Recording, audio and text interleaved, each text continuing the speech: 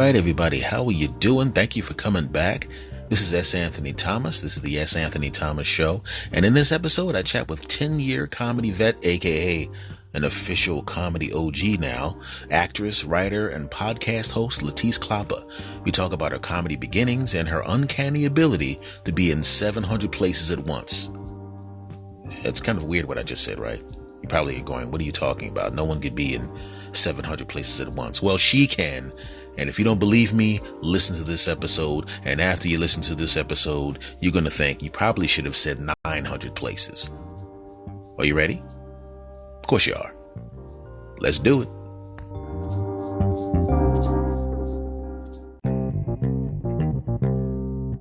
All right. We are now recording. Okay. My guest is here. And as always, I like to have people on I find interesting, incredible, awesome, and who'll take my phone calls.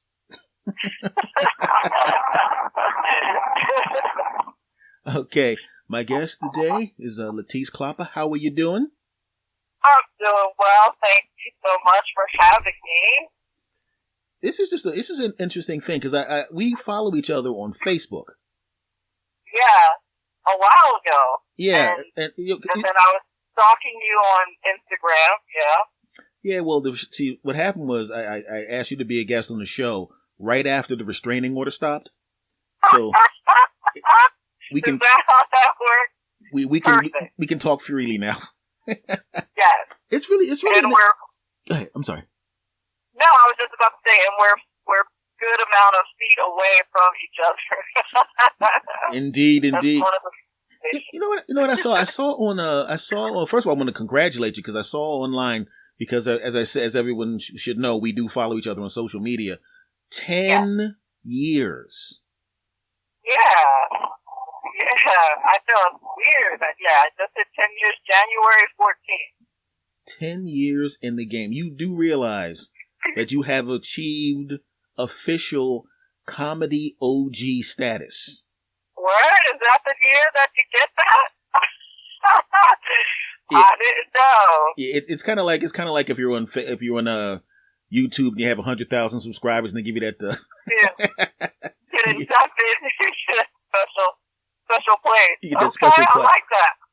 Now, what I want to ask you this, because when I have people on the show, one of the reasons I wanted to do this show is because one of the things I like to do as a comic myself, one of the things I enjoyed the most was actually hanging out with comics, talking to comics, and getting to know comics that I was going to be working with and that I'm going to be around. You and I started in roughly the same area. I'm originally a Philly comic, and you're from South Jersey. Yes. And now, you know what the funny? Here's the arrogance of us in the Philadelphia area back when I started in the 80s. Anybody who was within the viewing range of Channel 6 ABC, you're a Philly comic. That's right. Is that the rule? That's how we were. I can dig it. That's how we were back then. Okay. Now, what I want to know, when you've been doing this 10 years now, and what people know that after you've been doing it 10 years, obviously it's serious. It's what you're supposed to be doing. It's your job. It's your career.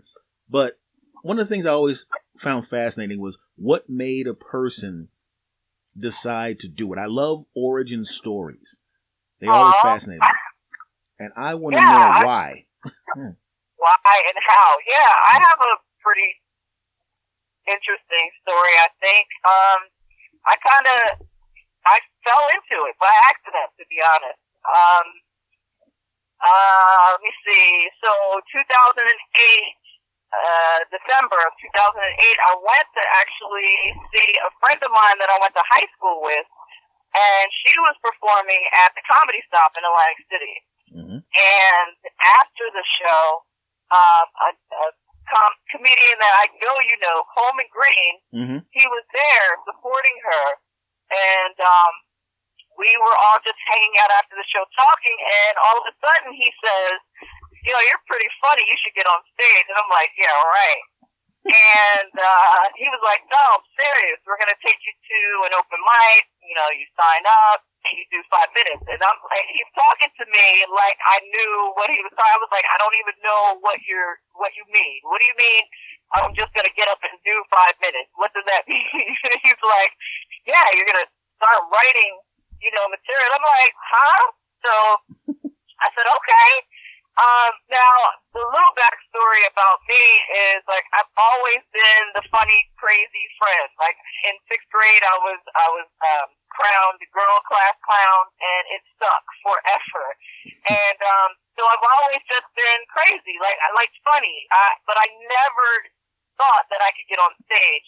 Anyway, fast forward, a month goes by, and, all those crazy thoughts that usually, like, pop in your head, and then they go out.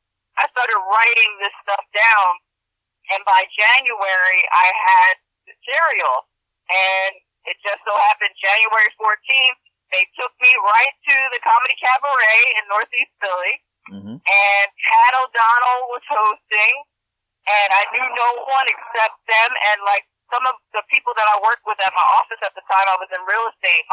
My manager came, and a couple real estate agents came to support me. It was a pretty full room, and I got up, and I could not believe people were laughing at stuff I wrote. I was like, this is crazy, and I fell in love with it. So I kept going back. So every Wednesday I would go sign up, and I'm meeting everybody, hanging out, and the comedian that I went to go see at the Comedy Stop, she says she got an email from the owner. I know you know Star Patty. And he had emailed her. I guess he heard about me and was like, would LaTice be interested in doing a guest spot in Doylestown, which is his bigger club? And I was like, I didn't know what a guest spot was. So I was like, yeah. Like, so it was an exact month. Okay, so January 14th, I did my first mic, and then I did my first live show. It was sold out at Doylestown on Valentine's night, February 14th, 2009, and I'd never looked back. It was the most amazing thing ever, and that's how I got started. That is, that's a cool story because, it's like everything lined up. It was almost like the world was going, listen, pick the damn mic up. Right.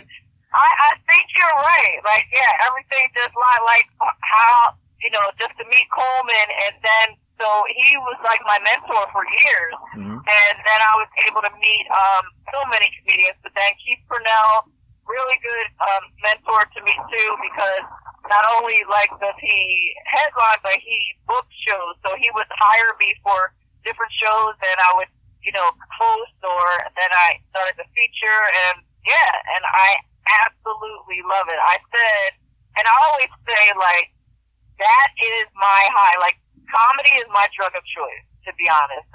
It's the best feeling in the entire world to me. Yeah, the cool thing about starting in this area though is this is like, because I'm a comic from this area also. This is like our briar patch in comedy. People, what I mean by that is, if you can work successfully in Philadelphia and South Jersey, when you go other places, it's easier. Yeah, I agree. Because here, I started doing comedy at 17. Wow. So you got a jump start on it. That's fantastic. And I tell you this, it's just like I learned Philadelphia audiences, and I love them because I'm a Philadelphian. But it's like essentially you got about 7 seconds. Yeah, exactly. You gotta be funny, or they're gonna kill you. They will kill you. And I always thought that was cool. I just, and I didn't know that I thought that's the way it was everywhere. So I go up to New York, and they're sitting there patiently waiting. I'm like, what the hell is? I was like, okay. It was like going to it's like when you watch a theater show where they'll sit there and watch things develop. Right. Yeah. Like let's see where this is going. I like him. Yeah, he seems nice. I'm going to sit back and not throw something. Right. And not throw something. Yes. Oh my God. So when this is something that I always found kind of cool though, is you're a married woman. I am. And I was married before I got into stand-up. Uh-oh. Yeah. How did that go over? Well, it was fine. Like I said, when I first started, I was doing real estate. So, and then I found comedy, and I was like, I really love this. And it got to a point where I said one day, listen, I want to phase real estate out. I just want to do comedy. And my husband was like, okay. And he gave me the go ahead, and I was like, all right. And like by May of '09, I started going up to New York, and it was funny because people from my area, like our area, thought it was crazy. Like, why are you going up there? I'm like, because there are other comedians, there are other mics up there. I'm meeting people, and I just started networking, and then I started getting on shows up there. Like I hooked up with Jeff Lawrence, who now has Laughing Buddha, but I knew him before there was even a Laughing Buddha. And so I was doing shows with Jamie Roberts out of New York Comedy Club, and Seymour Swan. He had his show there. In fact, he was the first person to ever let me host his show. I hosted the Midnight Show at New York Comedy Club, and that was his thing. And I was like, what?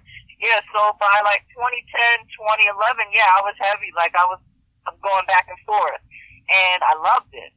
So, yeah, I've just been having the best time. You know, it was kind of wonder. It's like because you've been doing it so long, you have now moved. Obviously, you're in the comedy OG by now, but the thing is, it's like there's levels to it when it comes to your significant other, your spouse.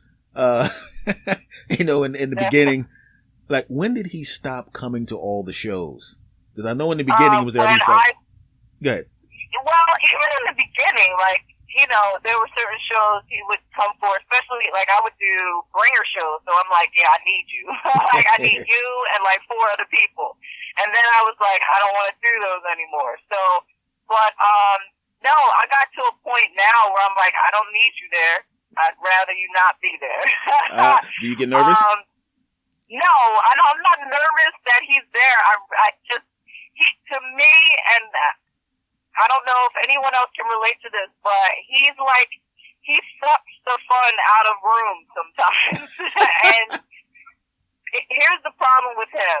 And it could go for any comedian that he's seen more than maybe twice. If he knows the material, he doesn't laugh, even though it's still funny because he already heard it. So he's a horrible audience member because I'm like, listen, if you're coming to see me, I don't care how many times you've heard it, you better laugh, right? So he's like, I heard it already. I'm like, cool, then stay home because you're not helping, you're not contributing to the cause. I need you to laugh every time. I need you to be the loudest laugh. How about that? No, he's not that person. So I'm like, listen, it's better if you just stay home. He probably has a horrible fake laugh. Probably.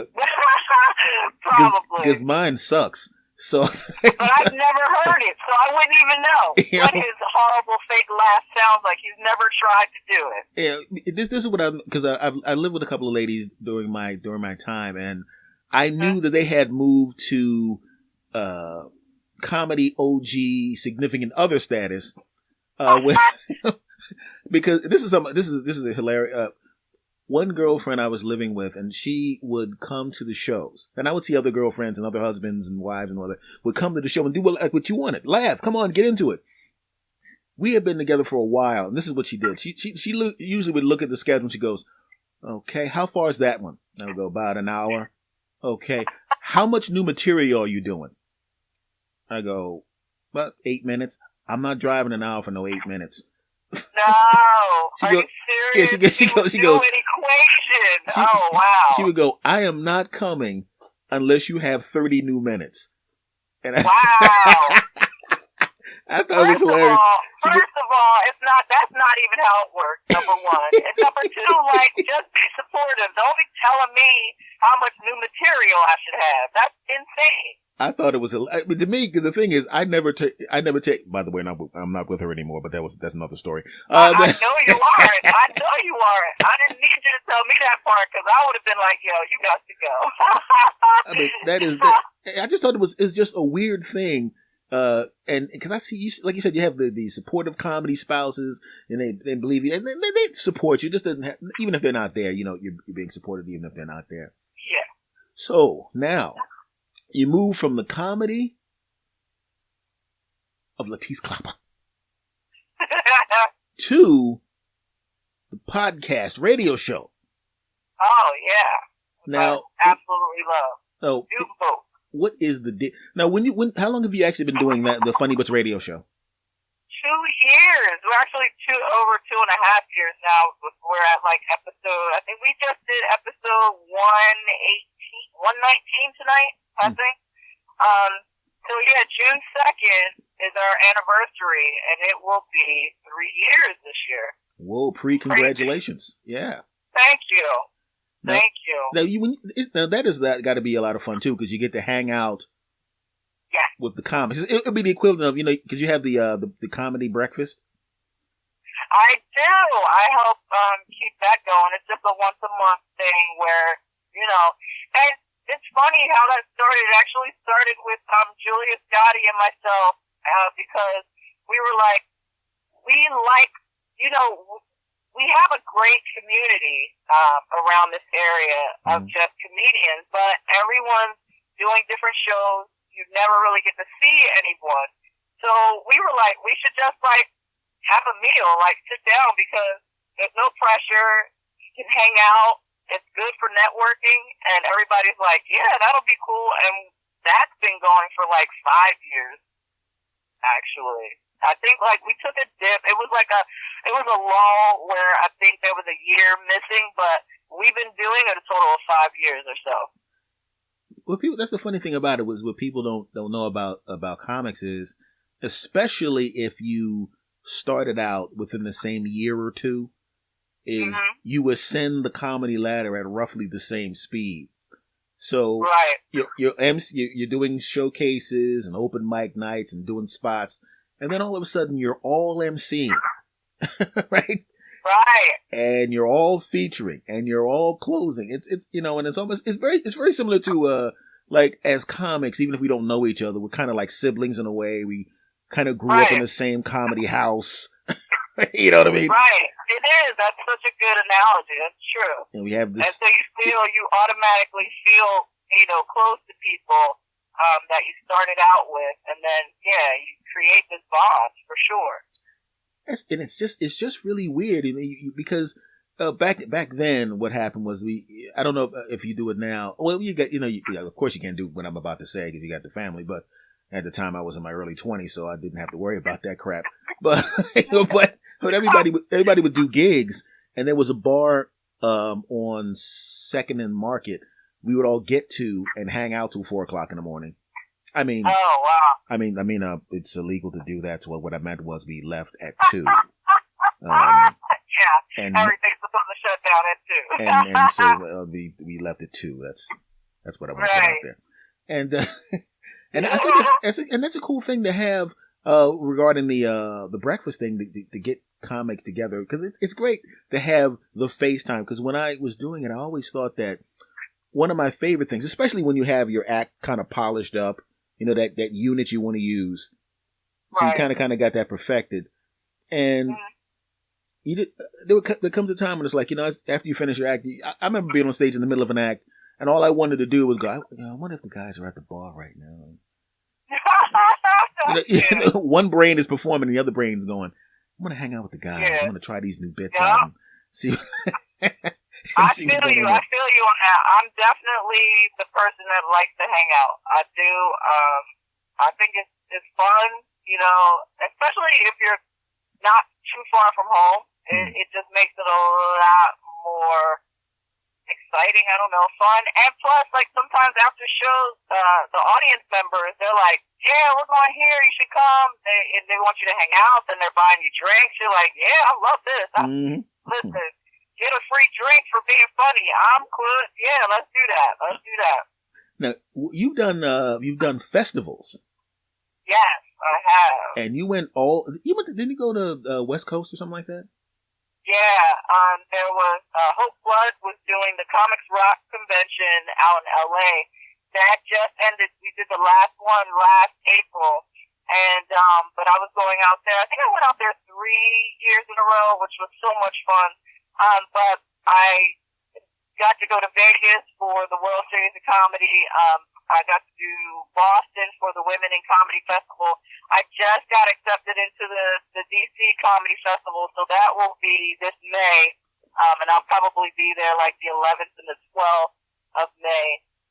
But I think they're running from the 9th to the 13th. And so that's exciting. I took a little break like a couple years ago from focusing on festivals, and I was just really just digging a lot. And then I'm still getting booked a lot, but there were certain festivals that I chose for this year to try to get in. Mm-hmm. So we'll see. I think it's just fun. It's another way to showcase yourself in an area that you don't normally perform, and you get to meet so many comedians from all around the country. Like, it's really cool. Now, let me ask you this, because I know a lot of people, when there are people that get into comedy because they love standing on that stage and making drunk people laugh. Yeah. Okay, that's and then there's people that love to do that, but in addition to that, they want the other thing. And there's always the other thing. You know, I know comics that they want to be they want to be movie stars. I know people that want to have their own radio programs or their own sitcom or that kind of thing. There's got to be that other thing that you want. Well, you listed a couple. We'll be back right after this short break. And now, back to the show. Of the other things that I would definitely do. Because I also act, so, like I've done, you know, small productions close to home. Mm-hmm. But I'm definitely interested in going out to LA and getting into, you know, I want the sitcoms, I do want the movies, like, yeah, all of that. So, yeah. And that would be something I would definitely be all for doing. Yeah, because you had some videos on Funny or Die. Oh yeah, I do sketch comedy. Oh yeah, I was my the videographer, and he was in. It was a series called For Starters that we co-wrote together and then filmed it. We had so much fun with that. Yeah, that was on Funny or Die. It's also on YouTube. And and I'm still writing. Like I have some things that I have written that I really would love to get filmed. I just have to get the crew together. It's such a hard process trying to get everyone in the same place at the same time to get some of these sketches done. It's crazy. It's really weird to get because it's like just booking for your Funny Butch radio program. Yeah. Just that, I know that takes up a lot of time. It can, and it's funny because I just said tonight, like, we're going to start bringing in guests again. We took a little step back from it for a minute, but yeah, it's a thing. Like, I would book out, so I would book people like a good 3 to 4 weeks out, so that we knew who was coming up, and we promoted accordingly and things like that. So yeah, it's a whole nother job just doing that, and then I have shows that I produce in PA, and that, you know, trying to book for that is a whole nother thing, and yeah, it's a lot. So I produce some shows. Of course, I'm getting booked for shows. So you have to find that balance. But I mean, I love everything about it. I absolutely love everything about it. Because I mean, literally, like I said, we follow. Every time I go on Instagram, you are someplace else. yeah. I'm sitting there going, does this woman have some kind of secret way to rip a hole in the space-time continuum? Right. Everyone says that. My friend just told me last night, like, I don't know how you do it all. And I'm like, well, I look at my calendar and I'm like, this is what I have to do. And I just do it. Yeah, it's wild. But people have been saying that for a long time. And I'm just like, yeah, all right, you know, I'm going to be here. And then next weekend I'm going to be somewhere else. And I love it. I really do. Last weekend, or no, 2 weekends ago, that whole Valentine's week. So Valentine's Day was Thursday. The 15th, I actually had a show Valentine's night. So I worked Valentine's night. I was right in Philly. I was in Germantown area. It was so much fun. And then Friday I was in Philly at the Platinum Grill, and I had gotten sick. I didn't realize how sick I was. Like, I felt crappy, but I was like, I'm still going to do, like, I knew about these shows for months, so I was like, I'm not canceling. So I get there, I get off stage, and I had a fever. By the time I got off stage, I had a fever on Friday night. Saturday, I had to be in Brooklyn, and, but before I could leave for Brooklyn, my class that I teach at FIT in Philly, they were having their graduating, like their performance show after their 6 weeks. And so that was 4 o'clock. So 5 o'clock comes, and I literally leave right from Philly and drive to Brooklyn. Now, I was able to rest a little bit. Like Friday night, I left right after my set. So I was like, I'm going home. I did the Theraflu, did the chicken soup, you know, sweating it all out, all that. Saturday, I got up in the afternoon and was like, all right, I got to do this. And I did it. Drove to Brooklyn, had a phenomenal show. Sunday was actually that comedian's breakfast fell on that Sunday, which was the 17th. And I didn't get home till like 7 something. And then I was like, I'm out. So Sunday went to bed, and Monday I didn't do anything. And that's what happens. I end up catching up on all the stuff that I, like all my rest. I'm like, I'm not leaving the house. And I didn't. So that's how I do it. Like, I sleep for sometimes 10, 12 hours after I can rest. It sounds like you sleep 10 or 12 hours a month. That was hilarious. She goes, you know, I don't really know. At 5 o'clock, I was doing a class, and at 6:30, I was on Mars. At 7 o'clock, I was on Jupiter. Then I came back. I taught a cooking class. I fixed the car. You know, it's like, what was that old? Remember that? It was like an old commercial. I can bring on the bacon. Fry it up in the pan. I was like, good Lord, man. You know, and that is the funny thing about it is I have this feeling. Not only will you get a sitcom, you will simultaneously star in 5 sitcoms. I really could. I really would. I promise you, I really would. It's just really cool to hear. It's just cool to talk to somebody who just, you know, it's kind of infectious too, because it's just somebody that just loves the art form so much they can't get enough of it. Right. You know, and I can hear that from you. You know, it's just hilarious. Now, what I'm sitting there going, and you have 3 kids. I do, but my oldest is grown. She's an adult, so it's not a thing. But I have the boys are 12 and 4. So yeah, but I'm home. That's the thing. I'm home all day with the little one, and like by the time my husband gets home, I'm ready to leave the house. I'm like, I'm out. Like, bye. See y'all later. Do you actually like when I tell you we do the tag team? Like, bye. I mean, that is. I'm telling you right now. There you go. Yeah. There's your show. I know. I'm so ready. But yeah, I'm like, you know, the normal stuff during the day. I'm with him. You know, I have some time off when he goes to, you know, his little preschool, you know, on certain days of the week. And I'm like, that's when I'm trying to get work done, or I'll go to the gym. I'm like, so I'm working out in between all of this too. Oh yeah, I did see that. Yeah. I did see that. Yeah. You and you're showing off with your plank minutes. Listen, I'm working hard for that best, man. That's crazy. I'm working with a trainer like twice a week, and so he's killing me. And then I'm at the gym, you know, on the off days. So yeah, I gotta get this in. So some days my morning starts at 5:30, and then I'm like, okay, I do get a nap sometime during the day.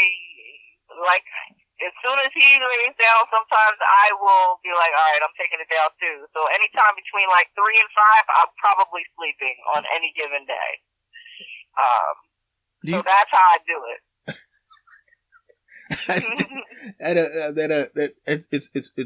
The funny thing about it is that, people don't realize the effort that it takes to acquire the skill set to do this thing. Do you write old school style? I mean, you have the notepad, the pen, the sit down at the desk, and I write longhand. Yeah, I have my little composition book, and I write that way. And then, but I don't have, like, it's weird because I've never been able to be like, okay, 1 o'clock, I'm going to sit down and I'm going to write for an hour. No, I'm not that way at all. In fact, it's the exact opposite. Usually if I'm doing something else, that's when stuff pops in my head, and then I'll jot it down or I'll use my voice notes on my phone, and then I will see how I can work it in to my set. But, I'm all over the place with that. Now, as a comedy OG, what would you tell, because it's different. It's different doing comedy now, even when you started 10 years ago, the world has changed because back then it was, I want an HBO special. Well, I ain't no damn about an HBO special. You want to be on Netflix now. Right. Yeah. And now if someone was to get on, you run into somebody, they see your show, LaTice, you're great, and it's amazing that you're here. I actually saw you outside and 3 blocks away. Somehow you seem to be in different places at the same time, but we'll get into that later. I don't know how the hell you did that, but I want to start doing comedy. Right. You meet someone now who's like right now just starting to do comedy. They're in Philadelphia or South Jersey, and they're going, okay, I want to start. And you can tell, you can know when somebody is talking to you about comedy when they're just talking, and when someone you can look at them and going, I think this person's not kidding. This person is really, really interested in being a comic.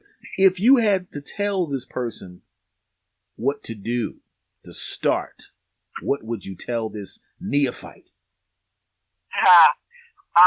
Open mics. That's the first thing I tell people. Like, you have to get up on stage. There's no way around it. So that's what I would say. Open mics, and there's an actual website that people can go, and it gives you a list of all open mics in any given city, which is really cool. And I would say that's where you start. But on the other side of that, before you get to the open mic, I would say just write about you. Like, people want to know about you. What makes you funny? What is different about you? And how can you make that into jokes? And I just tell people, like, write from their heart, because audiences can feel that. They can tell when somebody is being their authentic self or not. And it shows in whether or not the laughs come out, You can't BS these audiences anymore. Like, you can't. You never could. It's like dogs that sense fear. Like, if you're scared, they feel it. If you're not being truthful, they feel it. It's just, you have to be you 100%. And I'm still learning that. Like, my voice has changed so much in the 10 years, and I love it. I'm becoming more of myself on stage, which is helping me a lot. But in the beginning, I censored myself a lot. And I tell my students now, it's a normal reaction, but don't do that. Like, don't censor yourself. Say what you want to say. Get it out. And just be funny. That's it. Do you remember your first bomb? My first bomb? Mm-hmm. Yeah, kind of. And it's a funny story. I was up in North Jersey at this place called Mango's, And I remember G.L. Douglas and comedian Lord, they hosted this spot. And it was like, I want to say like Jersey City. And it was an all-black audience. And I literally stood up there. And it wasn't like that I was bombing, but I didn't feel sure and comfortable of myself at that point. It was like, it had to have been 2010. Barely 2011, if that. And I remember saying to the audience, this is what you never do. I literally said, you guys are making me nervous. And they looked at me like, yo, she is crazy. Like, why? And then I'm still standing up there like, I don't know why I just said that. Anyway, and I tried to go back into my material. It was a hot ass mess. Nobody. You know, the funny thing is, 25 years from now, 30 years from now, when you've completed your 75th sitcom that you've done simultaneously, you will still remember that bombola. Yep. I'll never forget it. The last time I bombed was 32 and a half years ago. Oh my God. I mean, everybody's had sets that weren't as good as they expect, but I'm talking about like a real bomb. You know, right. even after you get good, you still have bad sets. But I'm talking about one of those sets where you want to like, did I put a mask in my pocket? Because I need to put this on. So I can get the hell up out of here. I got to get the stepping, and in addition to that, I'm gonna have to think of new stage names. So I can show my face back. That's hilarious. Yeah, because I remember what I was wearing. I remember the shoes I had on. I remember the outfit I had on. I remember what I ate right before. I remember the temperature of the seat because I was a kid. I remember the temperature of the seat on the trolley when I sat down. I remember the faces of the people in the seats across from me on the subway. That's awesome. You know. I remember what it felt like holding the micro cassette in my hand and going, why am I pressing this play button? What I need to do. So that never stops. The reason I asked you about that is because before I was going to do this, I was telling somebody, I said, I got to go. I got to interview a comic. I call them chats, not interviews, to be honest with you, because we're just talking. Yeah. And they were talking about, yeah, man, you know, and somebody had just found the Tiffany Haddish video, and I'm going, you're just finding out about this? Like too late. It's like, really, did you know that Donald Trump was president? Did you know that? Did you notice that? Right. Because that was New Year's Eve. That was a New Year's Eve show she did. Yeah, and they were asking me about it, and the person was being kind of harsh, and I was trying to explain. I said, no matter how good you get, you will have bad sets. The only problem was that she had a bad set and somebody was recording it. You know, if there was social media. Yeah, we talked about that. We talked about that on Funny Bits, and I was like, yeah, half of these people talking about this are not even close to her caliber. Mm-hmm. The thing that here's what I think happened, because she is at the height, like she is at the peak right now of her career. Like she's everywhere, and I think what happens is that there's such an expectation for her to be just phenomenal. And when that didn't happen, it wasn't that she was horrible. It's just that I think there's a lot of pressure to then maintain that status. Mm-hmm. And, you know, she was coming off of, Girls Trip was amazing. She's got the Groupon commercials. She had 2 movies came out back to back, like a lot of stuff. Summer School, whatever that movie, Night School with Kevin Hart, and then there was another one right there. And it's like, that's a lot of pressure. And so I was defending her because I said, it's not her fault. It's like the audience is like, okay, we're supposed, like, I don't know what people expect, but, you know, it's not like they're watching a movie or something. It's live, and she might have been trying new stuff or, anything. But I think they said, though, during the video, at one point she was like, "Oh well," did she say like that didn't? Okay, that stuff didn't work. Let me move on or something like that. And they weren't having it. They were like, no. But the woman is phenomenal. Period. The funny thing about when I watch the whole thing, I'm watching it and I'm going, you can tell when you have an audience of hardcores, because if you, let's be honest, watch old Bill Cosby sets, not the ones that he put out on, I'm like sets that were, if you say you see them on YouTube or something like that. Bill Cosby started out and always started out slowly, and he kind of built and built and built. He didn't walk out, "How you guys doing, everybody?"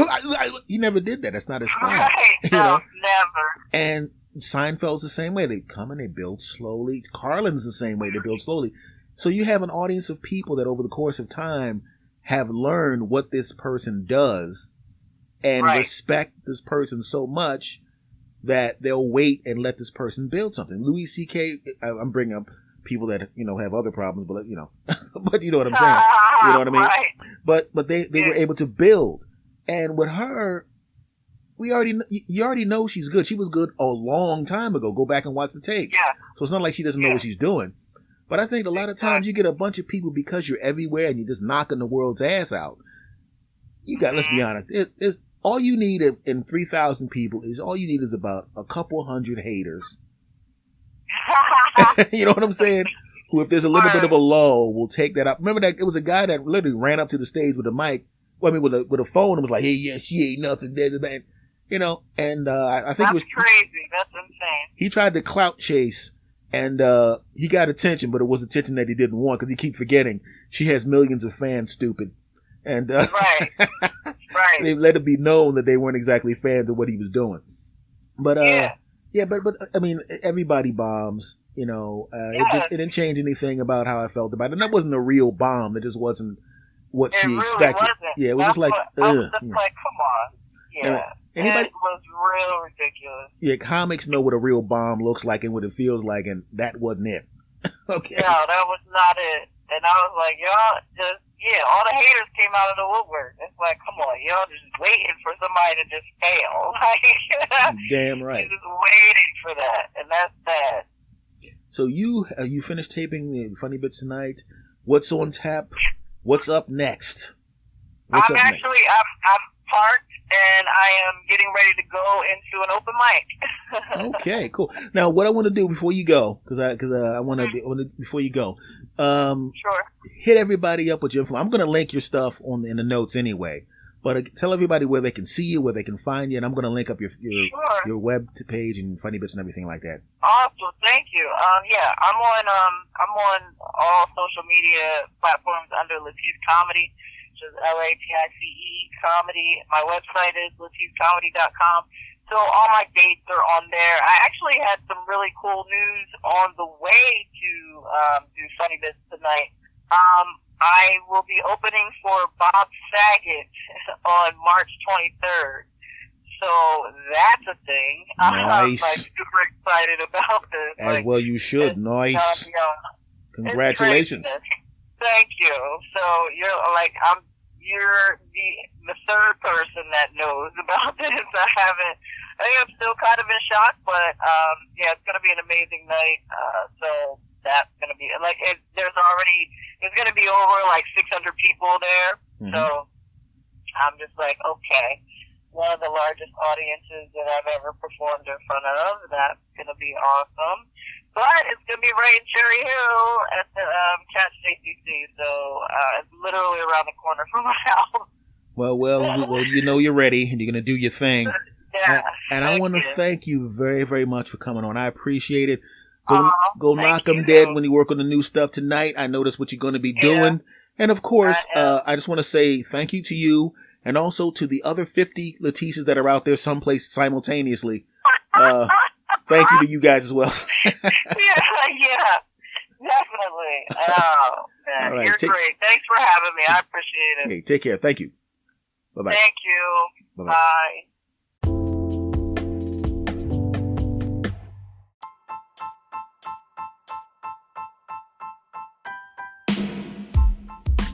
All right, folks. Thank you. You enjoyed yourself, didn't you? And that reference I made at the beginning of the show makes more sense now, doesn't it? After you heard that, you're probably going, you know what? I think she has the ability to be in 1,700 places at once.